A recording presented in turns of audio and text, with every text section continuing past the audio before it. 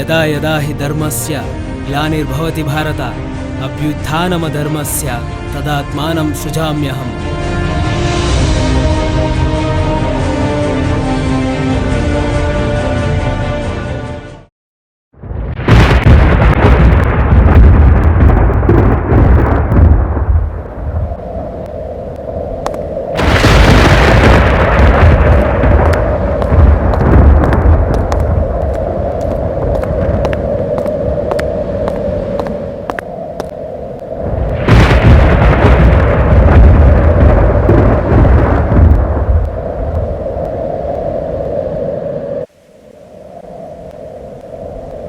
ಮುಳ್ಳನ್ನ ಮುಳ್ಳಿಂದ ತೆಗಿಬೋದು, ವಜ್ರನ ವಜ್ರದಿಂದ ಕೊಯ್ಬೋದು, ಆದರೆ ಸಾವಿಂದ ಮಾತ್ರ ಗೆಲ್ಲೋದಕ್ಕೆ ಸಾಧ್ಯ.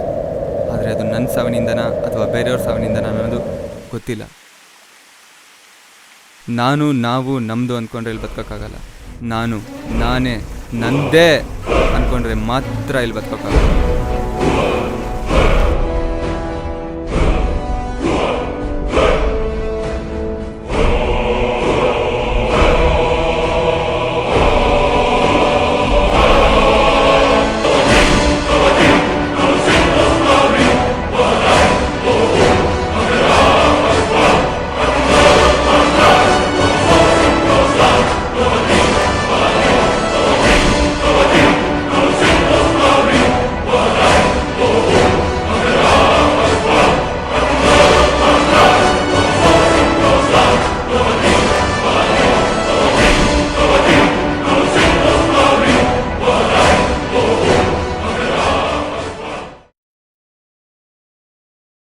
ಪ್ರತಿಯೊಂದು ಜೀವರಾಶಿಯ ಕತೆ ಪ್ರಾರಂಭವಾಗುವುದು ತಾಯಿಯ ಕರುಳಿಂದ ಹೊರಬಂದ ಕ್ಷಣದಿಂದ.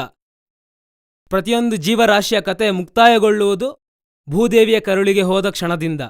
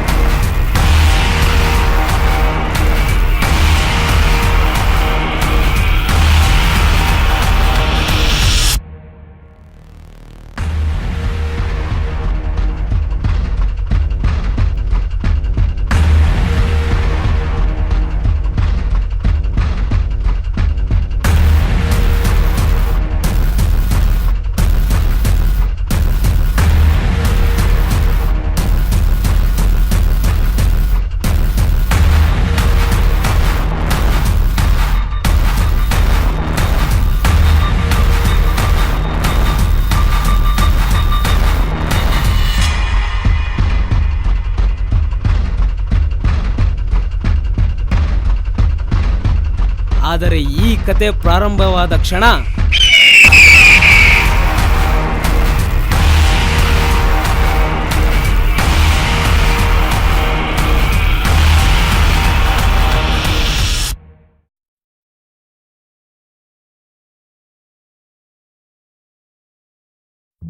ಯಾವನಿಗೆ ದುಡ್ಡು ಬೇಕಿರೋದಿಲ್ಲ? ನನಗೆ. ರಣಜಿ, ಗಜ ಅಣ್ಣ ಕರೀತಿದ್ದಾರೆ. ಹೋಗ್ತಾ ಇರ್ಬೇಕು 5 ನಿಮಿಷದಲ್ಲಿ ಫೀಲ್ಡ್ ಖಾಲಿ ಮಾಡ್ತಾ ಇರ್ಬೇಕಿಲ್ಲೇ. ಗೆದ್ದಿರೋ ಮ್ಯಾಚ್ ಸೋತದ್ವಲ್ಲೇನೋ. ಹೋಗ್ಲಿ ಬಿಡು, IPL ರೇಂಜಿಗೆ ಬಿಲ್ಡಪ್ ಕೊಡ್ತಾ ಇದೆಯಾ? ಆಟ ಆಡೋವನಿಗೆ ಗೊತ್ತು, ಆಟ ನಿನಗೇನು ಗೊತ್ತು? ಸರಿ ಇವನೇ ಅವನು ಹಿಂಗೆ ಬರ್ತವನೆ. ದೇವ್ ನನ್ನ ದೋಸ್ತ್ ಕಣೋ. ಹಾಯ್ ದಯಾ. ಹಾಯ್ ರಾಜೀವ್. ಚೆನ್ನಾಗಿದ್ಯಾ? ಹಾಂ ಚೆನ್ನಾಗಿದೆ. ನೀನು? ಹಾಂ ಚೆನ್ನಾಗಿದ್ದೀನಿ. ಅದೇನು ಮಾಡ್ತಾ ಇದೆಯಾ? ಈಗ PG ಎಂಟ್ರೆನ್ಸ್ಗೆ ಪ್ರಿಪೇರ್ ಆಗ್ತಾ ಇದ್ದೀನಿ. ಏನು ಜಾಸ್ತಿ ದಿನ ಕಾಣಿಸ್ತಾ ಇದೆಯಾ? ಕಾರೆಲ್ಲ ತೊಗೊಬಿಟ್ಟಿದ್ಯಾ? ಹಾಂ, ಏನು ಸಮಾಚಾರ? ನಿನಗೆ ಗೊತ್ತಿರೋದೇನಿದೆ, ಜಮೀನೆಲ್ಲ ಮಾರ್ಬಿಟ್ವಿ, ಫುಲ್ ದುಡ್ಡು, ಇನ್ಮೇಲೆ ಆರಾಮ್. ಆರಾಮು. ಎಲ್ಲರೂ ನಿಂತಾರ ಆರಾಮಾಗ್ರೆ ಎಷ್ಟು ಚೆನ್ನಾಗಿರುತ್ತಲ್ಲ. ತಿನ್ನಕ್ಕೆ ಅನ್ನ ಕೂಡ ಸಿಗೋಲ್ಲ. ಏನಂದೆ? ಏನಿಲ್ಲ, ಬರಲಾ?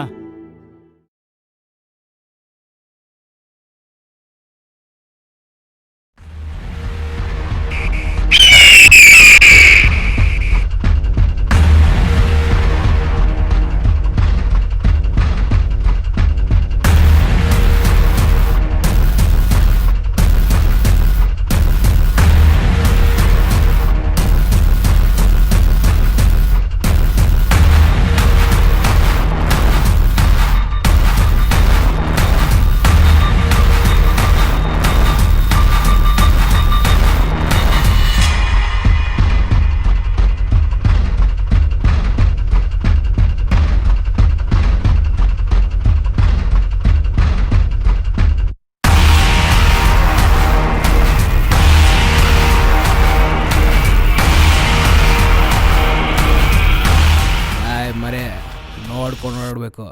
ಹಾವು ಹುಲಿ ರಣಜಿ ಇರೋಂಥ ಜಾಗ ಇದು. ಹಾವುಗಳಿಗೆ ಸಿಕ್ಕಿದ್ರು ಪರವಾಗಿಲ್ಲ, ಒಂದೇ ದಿನಕ್ಕೆ ಸತ್ತೋಗ್ತೀಯ. ನನ್ನಂಥವ್ರ ಕೈಗೆ ಸಿಕ್ಕಿದ್ರೆ ಪ್ರತಿದಿನ ಸಾಯ್ತಾನೆ ಇರ್ತೀಯ.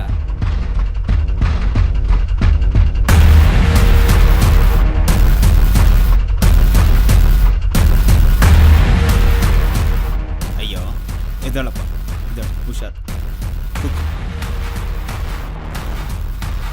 ಅಂಕಲ್ ಏನಾಯ್ತು? ಆ ರಣಜಿ ಅವ್ರ ಫ್ರೆಂಡು ಪಾಪ ಹೊಡೆದೋದ್ರು. ಯಾರಪ್ಪ ನೀನು? ಊರಿಗೋಸ್ಬನ 4 kg ಮಾಂಸ ಜಾಸ್ತಿ ಇರೋದಕ್ಕೆ ಊರಿನವ್ರದ್ದು ಅನ್ಕೊಬಿಟ್ಟಿದ್ದಾರೆ. ನಡೀಲಿ, ಅದೆಷ್ಟು ದಿನ ನಡೆಯುತ್ತೋ. ಹುಷಾರು ಅಂಕಲ್, ಹುಷಾರು.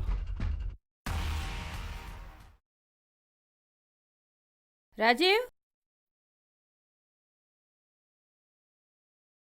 ರಾಜೀವ್,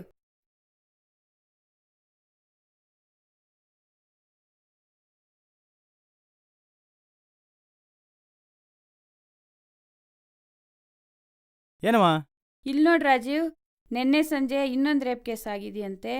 ಮೊನ್ನೆ ರೇಪ್ ಆಗಿದ್ದ ಹುಡುಗಿನ ಸಾಯಿಸೇ ಬಿಟ್ರು. ಆ ಹುಡುಗಿಗೆ ಇನ್ನೂ ನ್ಯಾಯ ಸಿಕ್ಕಿಲ್ಲಂತೆ. ಈಗ ಇನ್ನೊಂದು. ಮಾ, ತಲೆ ತಗ್ಸ್ಕೊಂಡು ಆಡ್ಬೇಕಾದ್ರೆ ತಲೆ ಎತ್ಕೊಂಡು ಆಡ್ತಾ ಇರೋದಕ್ಕೆ ಇವತ್ತು ತಲೆ ಬಗ್ಸ್ಕೊಂಡು ಆಡ್ತಾ ಇರೋರು ತಲೆ ಎತ್ಕೊಂಡು ಆಡ್ತಾ ಇರೋದು. ಇಲ್ಲಿ ನೋಡ್ ರಾಜೀವ, ಲಾಸ್ಟ್ ಇಯರು 33,707 ಜನನ ರೇಪ್ ಮಾಡಿ ಸಾಯಿಸ್ಬಿಟ್ಟಿದಾರಂತೆ. ರೇಪ್ ಮಾಡಿರೋರಿಗೆ ಚಿಕನ್ನು, ಮರ್ಡರ್ ಮಾಡಿರೋರಿಗೆ ಮಟನ್ ಹಾಕಿ ಸಾಕ್ತಿದ್ರೆ ಇದೇನು ಇನ್ನೂ ಜಾಸ್ತಿನೇ ಆಗುತ್ತೆ. ಮಾ, ಇದು ನಮ್ಮ ಭಾರತ, ಮಹಾಭಾರತ.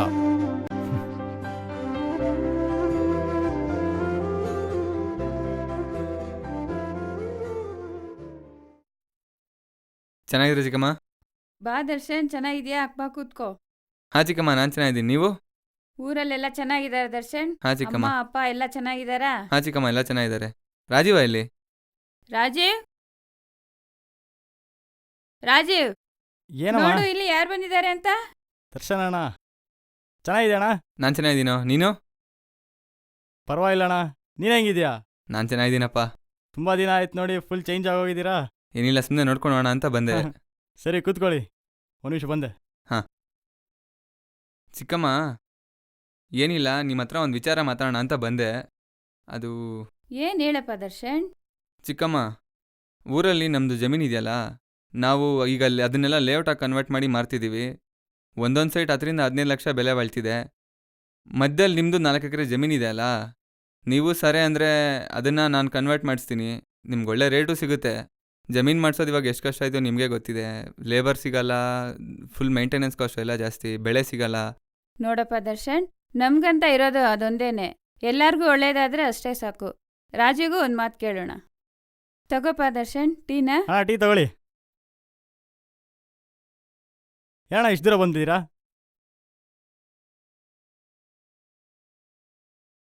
ಏನಣ್ಣ ಇಷ್ಟು ದೂರ ಬಂದಿದ್ದೀರಾ? ಏನಿದೆಯೋ, ತುಂಬ ದಿನ ಆಯ್ತಲ್ಲ ನೋಡಿ, ನಿನ್ನ ನೋಡಿ ಮಾತಾಡ್ಸ್ಕೊಳೋಣ ಅಂತ ಬಂದೆ. ಏನಣ್ಣ ಇಷ್ಟು ದೂರ? ನೀವಂತೂ ಬರಲ್ಲ, ಜಾಸ್ತಿ ದಿನ ಆಗೋಯ್ತು. ಅದಕ್ಕೆ ನಾನೇ ಬಂದಪ್ಪ. ನಮ್ಮೂರ ಕಡೆ ಬಂದ್ರು ಅಲ್ಲೆಲ್ಲೂ ಸುತ್ತಮುತ್ತ ಬರೋದೇ ಇಲ್ಲ ನೀನು.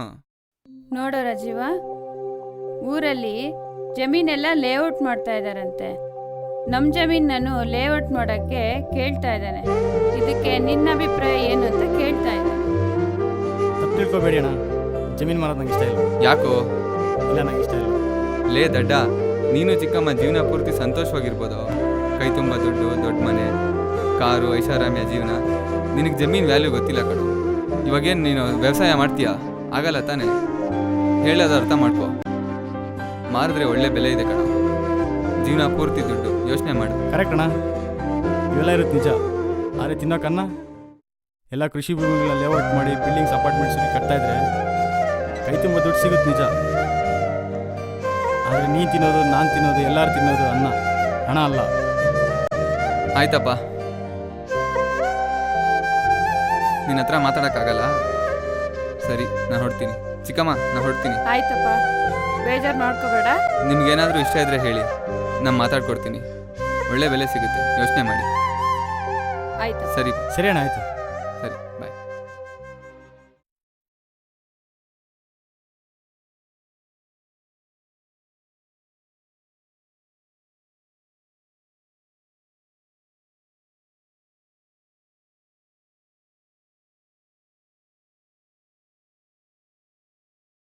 ನಿನಗೆ ದುಡ್ಡು ಕೊಡ್ಬೇಕಲ್ವಾ? ಕೊಡ್ತೀನಿ. ಆಯ್ತು, ಕೊಡು. ತಗೊಳ ನಿನ್ನ ದುಡ್ಡು.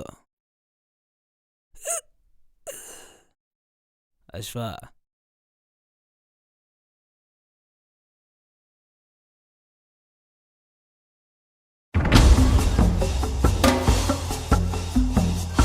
ಮದ್ಯಕ್ಕೆ ಕೊಡ್ಸವನ್ನ.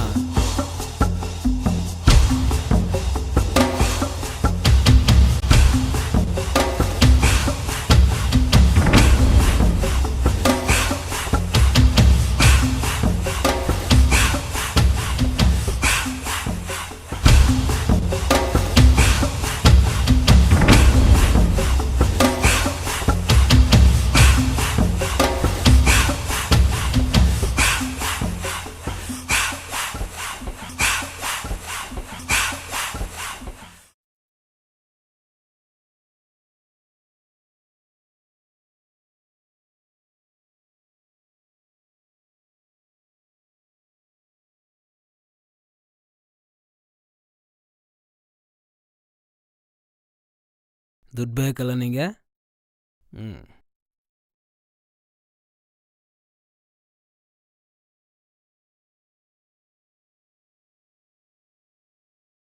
ಹಲೋ ಸರ್, ನಿಮ್ಮ ಕೆಲಸ ಮುಗೀತು. ನೀವೇನು ಟೆನ್ಷನ್ ತೊಗೊಂಬಿಡಿ. ಈ ರಣವೀರವರೆಗೂ ನಿಮ್ಗೇನು ತೊಂದರೆ ಇಲ್ಲ. ಸರಿ, ಸಂಜೆ ಒಂದು ಸರಿ ಕಾಣಿಸ್ಕೋ.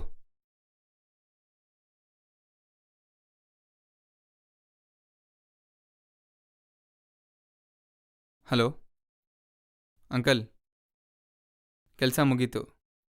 ಹಾಂ, ನೀವು ಹೇಳ್ದಾಗೆ ನೀವು ಆದಷ್ಟು ಬೇಗ ಫ್ಯಾಕ್ಟ್ರಿ ಕೆಲಸ ಶುರು ಮಾಡ್ಬೋದು. ಹಾಂ, ಎಲ್ಲ ಕೃಷಿ ಭೂಮಿಗಳ ಲೇಔಟ್ ಮಾಡಿ ಬಿಲ್ಡಿಂಗ್ಸ್ ಅಪಾರ್ಟ್ಮೆಂಟ್ಸ್ ಕಟ್ತಾ ಇದ್ರೆ ಕೈ ತುಂಬ ದುಡ್ಡು ಸಿಗುತ್ತೆ ನಿಜ. ಆದರೆ ನೀನು ತಿನ್ನೋದು, ನಾನು ತಿನ್ನೋದು, ಎಲ್ಲರೂ ತಿನ್ನೋದು ಅನ್ನ, ಹಣ ಅಲ್ಲ. ತಪ್ಪು ತಿಳ್ಕೊಬೇಡಿ ಅಣ್ಣ, ಜಮೀನು ಮಾರೋದು ನಂಗೆ ಇಷ್ಟ ಇಲ್ಲ. ಭಾರತ ದೇಶ ಪ್ರಪಂಚದ ಅತ್ಯಂತ ಪ್ರಸಿದ್ಧವಾದ ದೇಶ. ಭಾರತ ದೇಶ ಪ್ರಪಂಚದ ಅತ್ಯಂತ ಸಾಂಪ್ರದಾಯಿಕ ದೇಶ. ಭಾರತ ದೇಶ ಪ್ರಪಂಚದ ಅತ್ಯಂತ ಸ್ವಾಭಿಮಾನಿಯ ದೇಶ. ಭಾರತ ದೇಶ ಪ್ರಪಂಚದ ಅತ್ಯಂತ ಬುದ್ಧಿಶಾಲಿ ಹಾಗೂ ಬಲಶಾಲಿಯಾಗಿರುವಂತಹ ದೇಶ. ಭಾರತ ದೇಶ ಪ್ರಪಂಚದ ಅತ್ಯಂತ ಸ್ವತಂತ್ರವಾದ ದೇಶ. ಸ್ವಾತಂತ್ರ್ಯ ಬರುವುದಕ್ಕೂ ಮುನ್ನ ಸ್ವಾತಂತ್ರ್ಯಕ್ಕಾಗಿ ಯುದ್ಧ.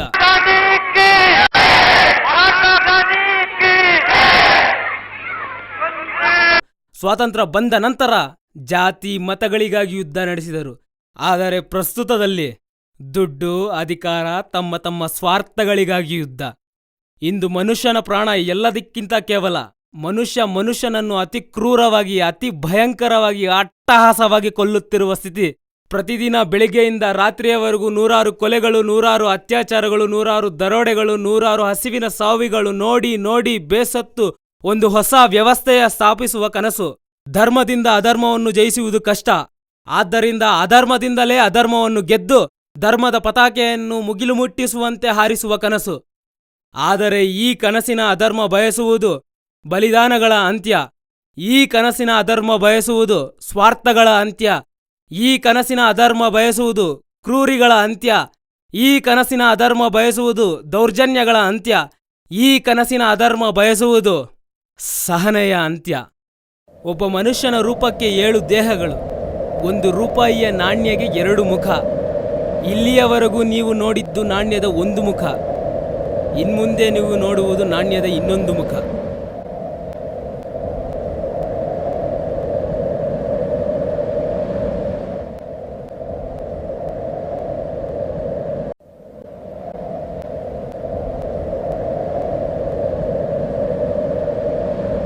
ಲೆಕ್ಕದಲ್ಲಿ ಬರ್ಕೊಳ, ಆಮೇಲೆ ಕೊಡ್ತೀನಿ. ಬುಕ್ಕಲ್ಲಿ ಜಾಗ ಇದ್ರೆ ಅಲ್ವಾ ಬರ್ಕೊಳ್ಳೋಕ್ಕೆ. ಏಯ್ ಹೊರಗಡೆ ಬರ. ಆ ಬುಕ್ಕಲ್ಲಿ ಜಾಗ ಇಲ್ದಿದ್ರೆ ಇನ್ನೊಂದು ಬುಕ್ಕಲ್ಲಿ ಬರ್ಕೋ, ಅದರಲ್ಲಿಲ್ಲ ಅಂದರೆ ಇನ್ನೊಂದ್ರಲ್ಲಿ ಬರ್ಕೋ. ರಣಜಿ ಬಾರ ಬೇಡ ಇರಲಿ, ಬಾರ ಬೇಡ. ನಾನು ಕೇಳಿದ್ದು ನನ್ನ ದುಡ್ಡು, ನಿನ್ನ ದುಡ್ಡೇನಲ್ಲ ನಾನು ಕೇಳಿದ್ದು. ಬಿಡು, ಕಾಲರ್ ಬಿಟ್ಟು ಮಾತಾಡಿ ಫಸ್ಟು. ಹೇಳ್ದಷ್ಟು ಕೇಳು, ಬಾ ಬೇಡ ಬೇಡ ಏಯ್! ಇದೀನಲ್ಲ. ಏಯ್ ಏನ ಗುರಾಯಿಸ್ತೀಯಾ?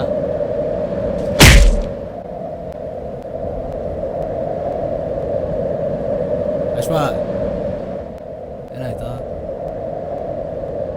ಯಾರು ಇದು? ಏಯ್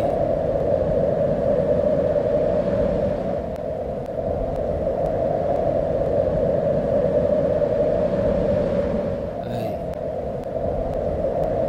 ಬೇರೆಯವ್ರ ಕಷ್ಟನ ಬಲವಂತವಾಗಿ ಕಿತ್ಕೊಳ್ಳೋದು ಶೆಂಡ್ತನ, ಅದೇ ಕಷ್ಟನ ಸ್ವಾಭಿಮಾನದಿಂದ ಪಡ್ಕೊಳ್ಳೋದು ಗಂಡಸ್ತನ.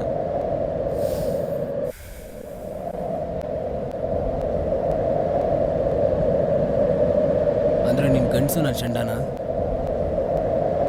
ನೀನು ಗಂಡಸಾದ್ರೆ ನಾನು ದುಡ್ಡು ಕೊಡ್ತೀನಿ, ನಾನು ಗಂಡಸಾದ್ರೆ ನೀನು ದುಡ್ಡು ಕೊಡು. 5 ನಿಮಿಷದಲ್ಲಿ ಗೊತ್ತಾಗ್ಬೇಕು. ಬಾ ಬಾರ ಬಾ.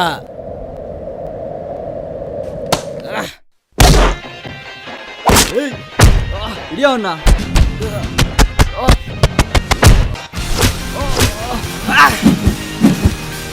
ಇಡಿ ಇಡಿ ಇಡಿ ಅಶ್ವ, ಇಡಿ ಅಶ್ವ, ಇಡಿ ಅಶ್ವ. ಹೊಡಿಯೋ, ನನ್ನ ಮಗ ಬದುಕಬಾರ್ದು ಇವತ್ತು. ಇಡಿ ಅವನ್ನ. ಹೊಡಿ ಹೇಳ್ತೀನಿ, ಮುರ್ದಾ ಕೈನ. ಏಯ್ ಏಯ್ ಬಾ ಬೇಗ. ಅಶ್ವ, ಗಾಡಿ ಸ್ಟಾರ್ಟ್ ಮಾಡ. ನಡಿ ನಡಿ ನಡಿ, ಓಡು ಓಡು ಓಡು. ಏಯ್ 5 ನಿಮಿಷ ಇರೋ, ಇಲ್ಲೇ ಇರೋ, ಬರ್ತೀನಿ.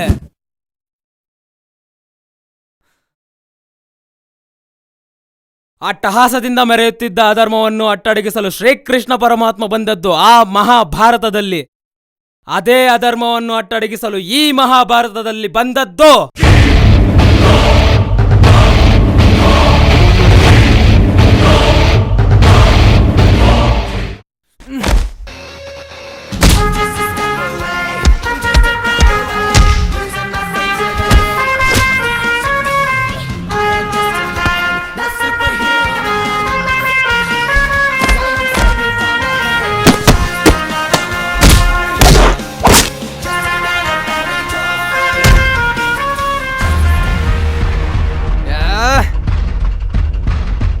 ಇನ್ನೊಂದ್ಸರಿ ಹೇಳ್ತಾ ಇದ್ದೀನಿ, ಬೇರೆಯವ್ರ ಕಷ್ಟನ ಬಲವಂತವಾಗಿ ಕಿತ್ಕೋಬಾರ್ದು, ಕಿತ್ಕೋಬೇಡ.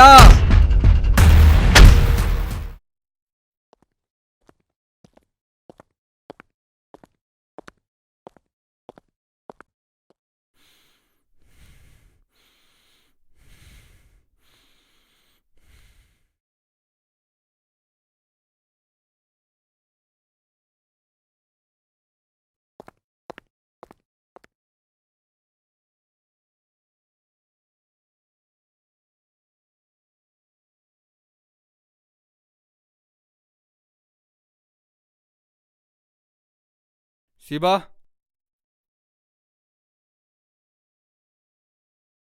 ಶಿಬಾ,